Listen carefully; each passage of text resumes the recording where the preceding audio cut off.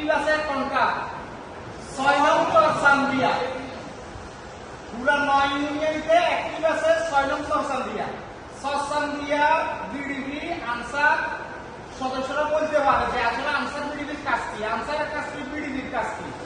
কারণ এটা বলার একমাত্র কারণ হলো কি জানেননি, চরচান্দিয়াতে সক্রিয় একটি আনসার বিডিবি ক্যাডার সমিতি আছে।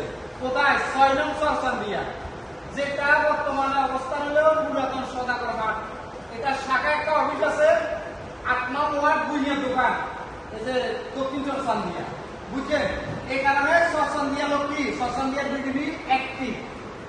এখন সামাজিক পর্যায়ে আমরা একটা বিপদের মধ্যে আছি। কোন বিপদ বলেন তো?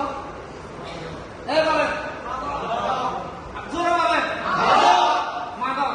তাহলে মাদকের বিরুদ্ধে আমাদের কাজ করতে হবে না? আমাদের ভাই আছে, আমাদের চাচা আছে, আমাদের মামা আছে, ঠিক আছে, আমি আছে, কথা বুঝে যাচ্ছি। তাইলে আমাদেরকে সামাজিক প্রতিরোধী গড়ে তুলতে হবে। কার সাথে?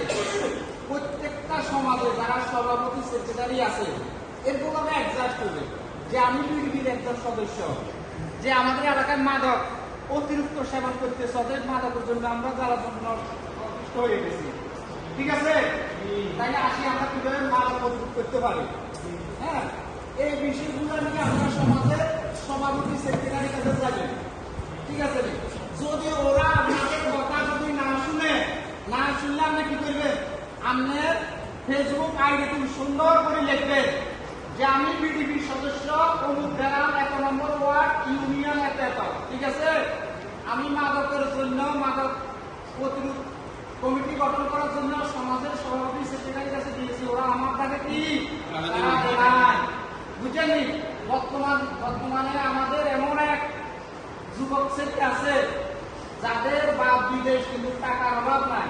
আরে অটো রিক্সার ড্রাইভার, এতে আমি দেখি কি দিনে 2000 টাকা ইনকাম করে, 600 টাকা 700 টাকা এতে ইনকাম বুড়ি নামও জানি না, এগুলো পিছনে ঠিক আছে নি।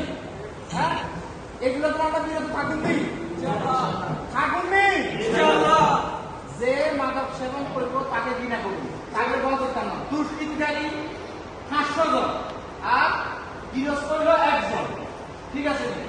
আমাদের বিডিবির কাজ হলো গ্রামের মহল্লা, ঘাটে মাঠে সর্বত্র